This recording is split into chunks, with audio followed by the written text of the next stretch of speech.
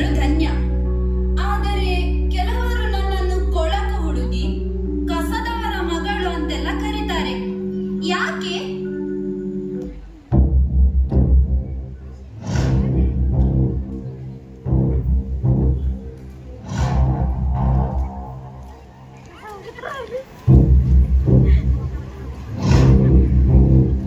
ಚೆನ್ನಾಗಿ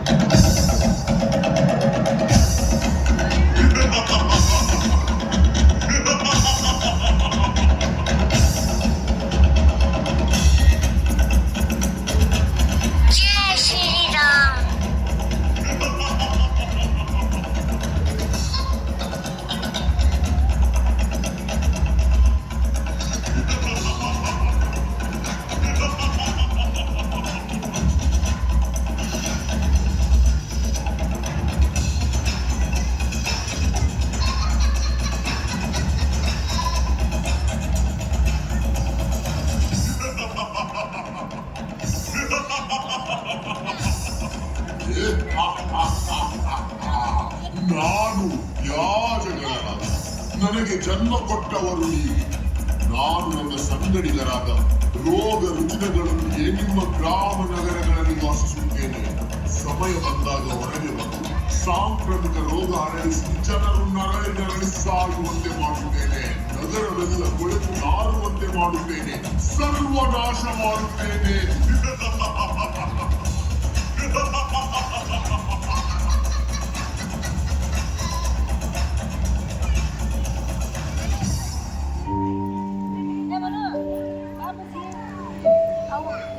जय श्री राम।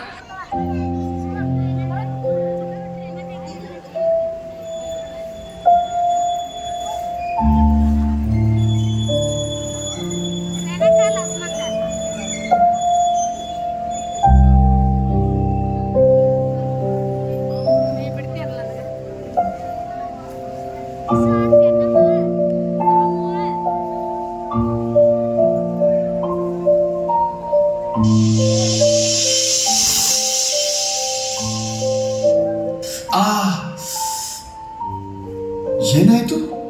ಕೈಗೆ ತಾಗಿತ್ತು. ಗಾಜಿನ ಚೂರು ಇರ್ಬೇಕು. ನಮಗೇನಿದು ಹೊಸತಲ್ಲ. ದಿನಾಲೂ ಏನಾದ್ರೂ ಇಂಥದೊಂದು ಆಗ್ತಾ ಇರ್ತದೆ. ಈ ಜನರಿಗೆ ಎಷ್ಟು ಹೇಳಿದ್ರು ಅರ್ಥ ಆಗಲ್ಲ. ಭಾಷೆನೇ ಇಲ್ಲ. ಹಸಿ ಕಸ ಒಣ ಕಸ ಬೇರ್ಪಡಿಸಬೇಕು ಅಂತ ಹೇಳಿದ್ರು ಮಾಡುದೇ ಇಲ್ಲ. ಹೌದು, ನಾನು ಅಷ್ಟೇ ತುಂಬಾ ಸಲ ಹೇಳಿದ್ದೇನೆ. ಆದರೂ ಮತ್ತೆ ಮತ್ತೆ ಎಲ್ಲ ಕಸಗಳನ್ನು ಒಂದೇ ಕವರಿನಲ್ಲಿ ಇಡುತ್ತಾರೆ. ಕೆಲವೊಮ್ಮೆ ಆ ಕವರ್ಗಳಿಂದ ಎಷ್ಟು ವಾಸನೆ ಬರ್ತದೆ ಅಂದ್ರೆ ಅದರ ಹತ್ತಿರ ಹೋಗೋದಕ್ಕೆ ಅಸಹ್ಯ ಆಗ್ತದೆ. ಇಲ್ಲಿ ನೋಡಿ, ನಂಗೆ ಒಂದು ಪರ್ಫ್ಯೂಮ್ ಸಿಕ್ತು. ಇದ್ರಲ್ಲಿ ಇನ್ನೂ ಸ್ವಲ್ಪ ಇದೆ. ಯಾರೋ ಪುಣ್ಯಾತ್ಮರು ಮುಗಿಯೋದಕ್ಕಿಂತ ಮುಂಚೆನೆ ಬಿಸಾಡಿದ್ದಾರೆ. ಎಂತ ಪರಿಮಳ, ಎಂತ ಪರಿಮಳ! ನೋಡಿ, ಇನ್ನು ಈ ವೇಸ್ಟ್ ಇಂದ ವಾಸನೆ ಬರ್ಲಿಕ್ಕಿಲ್ಲ.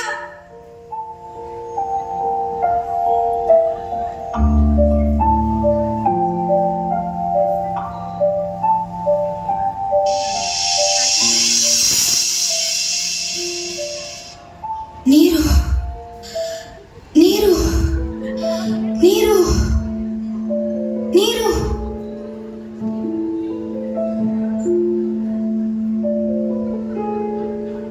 ಅಣ್ಣ, ಸ್ವಲ್ಪ ನೀರು ಕೊಡಿ ಅಣ್ಣ. ಸ್ವಲ್ಪ ನೀರು ಕೊಡಿ. ನೀರು ಅಣ್ಣ, ಸ್ವಲ್ಪ ನೀರು ಕೊಡಿ ಅಣ್ಣ. ಸ್ವಲ್ಪ ನೀರು ಕೊಡಿ. ನೀರು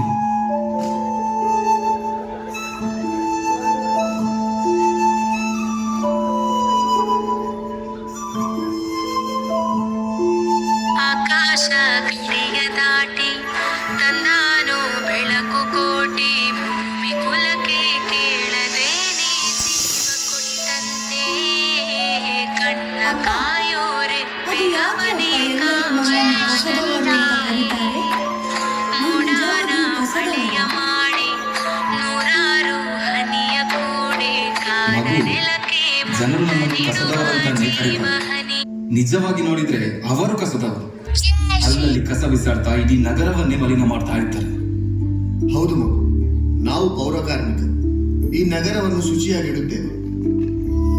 ನಿನ್ನ ಅಪ್ಪ ಪೌರ ಕಾರ್ಮಿಕ ಅಂತ ನೀನೇನು ನಾಚಿಕೆ ಪಡಬೇಕಾಗಿಲ್ಲ. ತಮಾಷೆ ಮಾಡುವವರು ತಮಾಷೆ ಮಾಡ್ತಾ ಇರ್ತಾರೆ, ಅವರಿಗೇನು ಗೊತ್ತು ನಮ್ಮ ಕಷ್ಟ. ಬಿಸಿಲಿರ್ಲಿ, ಮಳೆ ಇರ್ಲಿ, ಚಳಿ ಇರ್ಲಿ, ಬೆಳಗ್ಗೆ ಬೇಗ ಎದ್ದು ನಮ್ಮ ಕೆಲಸ ನಾವು ಪ್ರಾರಂಭಿಸುತ್ತೇವೆ. ರಸ್ತೆ ಬದಿಗಳನ್ನೆಲ್ಲ ಗುಡಿಸಿ ಶುಚಿ ಮಾಡಿ ಆಫೀಸಿಗೆ ಮತ್ತು ಇತರ ಕೆಲಸಕ್ಕೆ ಹೋಗುವವರಿಗೆ ಶುಭ್ರವಾದ ವಾತಾವರಣವನ್ನು ರೆಡಿ ಮಾಡಿಕೊಡುತ್ತೇವೆ. ಕೆಲವೊಮ್ಮೆ ನಮಗೆ ಕೆಲಸ ಮಾಡಲು ಬೇಕಾದ ಸರಿಯಾದ ಸಲಕರಣೆಗಳು ಕೂಡ ಇರುವುದಿಲ್ಲ. ಅಧಿಕಾರಿಗಳಿಂದ ಮತ್ತು ಸಾರ್ವಜನಿಕರಿಂದ ನಿರಂತರ ದಬ್ಬಾಳಿಕೆಗೆ ಒಳಗಾಗ್ತಾ ಇದ್ದೇವೆ. ಒಬ್ಬ ಸಾಮಾನ್ಯ ಮನುಷ್ಯನಿಗೆ ಸಿಗಬೇಕಾದ ಹಕ್ಕುಗಳಿಂದ ಕೂಡ ನಾವು ವಂಚಿತರಾಗಿದ್ದೇವೆ.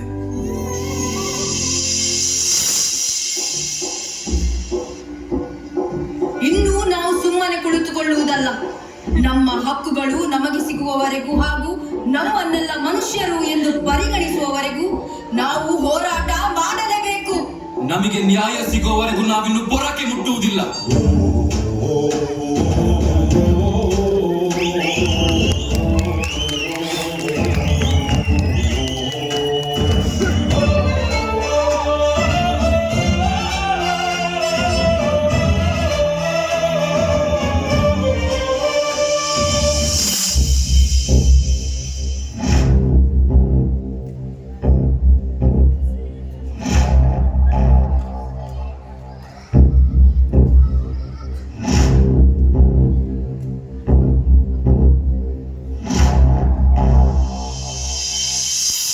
ಜೈ ಶ್ರೀರಾಮ್.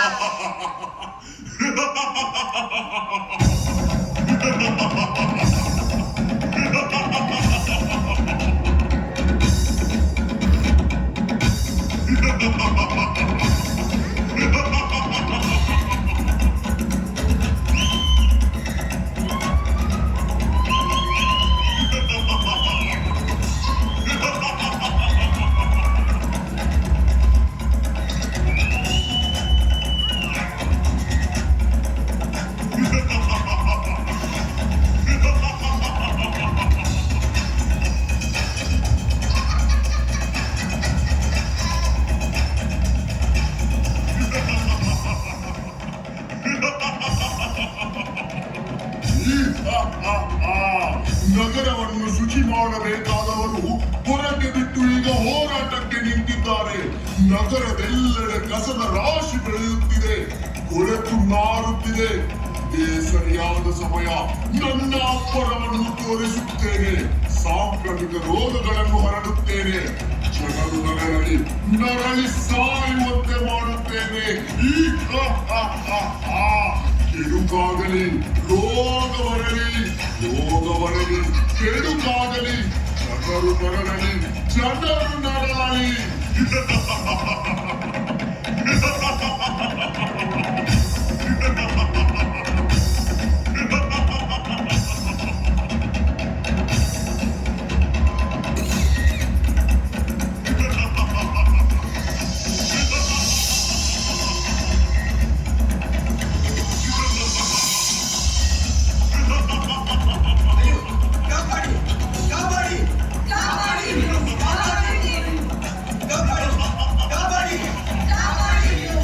ಜೈ ಶ್ರೀರಾಮ್.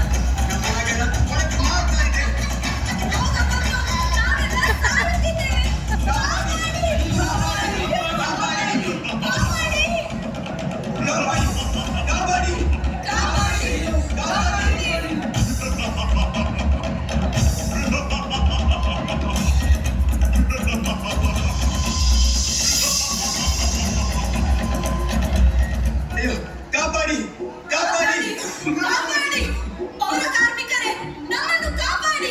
ನಮ್ಮಿಂದ ತಪ್ಪಾಯ್ತು, ನಮ್ಮನ್ನು ಕಾಪಾಡಿ. ಜನರು ನಮ್ಮ ಮೊರೆ ಹೋಗುತ್ತಿದ್ದಾರೆ.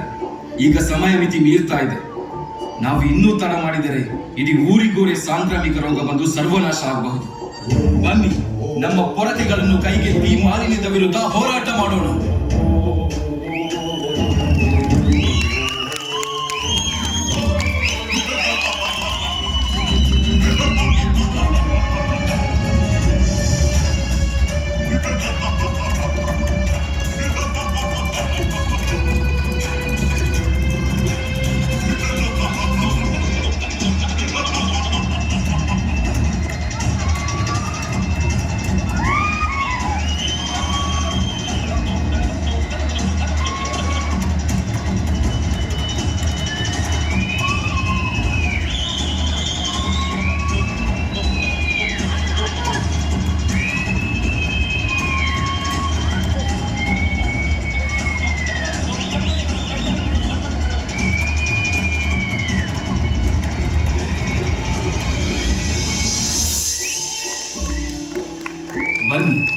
ನಾವೆಲ್ಲ ಸೇರಿ ಈ ನಗರವನ್ನ ಶುಚಿಗೊಳಿಸೋಣ.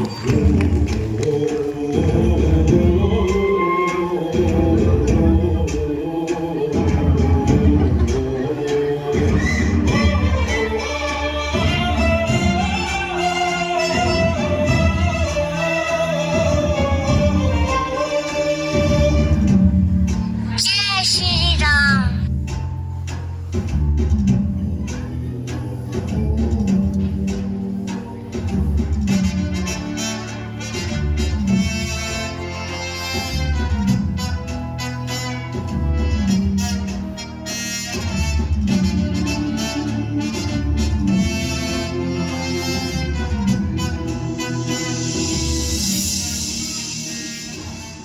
ತುಂಬಾ ಧನ್ಯವಾದಗಳು. ನಮ್ಮಿಂದ ತಪ್ಪಾಯಿತು. ನಾವು ನಿಮ್ಮನ್ನು ಕೀಳಾಗಿ ನೋಡ್ತಾ ಇದ್ದೆವು. ನೀವು ಇಲ್ಲದಿದ್ದರೆ ನಾವೆಲ್ಲ ಈಗ ನಮ್ಮ ಜೀವವನ್ನು ಕಳೆದುಕೊಳ್ತಾ ಇದ್ವಿ. ನಮ್ಮನ್ನು ಕ್ಷಮಿಸಿ. ಒಂದು ದೇಶ ಕಾಯಲು ಒಬ್ಬ ಸೈನಿಕ ಎಷ್ಟು ಮುಖ್ಯವೋ, ಗಡಿಯ ಒಳಗೆ ನಮ್ಮಂತಹ ಪೌರ ಕಾರ್ಮಿಕರು ಅಷ್ಟೇ ಮುಖ್ಯ. ನಮ್ಮನ್ನು ನಿಮ್ಮಂತೆ ಮನುಷ್ಯರಾಗಿ ಕಂಡರೆ ಸಾಕು. ನಾವು ಕೆಲಸ ಮಾಡುವುದರಿಂದ ನಮ್ಮ ಸರ್ಕಾರಕ್ಕೂ ಪ್ರತಿ ಮನೆಯಿಂದ ತೆರಿಗೆ ರೂಪದಲ್ಲಿ ದೊಡ್ಡ ಆದಾಯ ಬರುತ್ತದೆ. ಸಾಮಾನ್ಯ ಮನುಷ್ಯನಿಗೆ ಬೇಕಾದ ಮರ್ಯಾದೆ ಮತ್ತು ಹಕ್ಕುಗಳನ್ನು ನಮಗೆ ಕೊಡಿ, ಅಷ್ಟೇ ಸಾಕು. ನಾವೆಲ್ಲ ಒಂದು ಸೇರಿ ಕೈ ಜೋಡಿಸಿ ದುಡಿದರೆ ನಾಳಿನ ದಿನಗಳು ಸುಂದರವಾಗುತ್ತವೆ.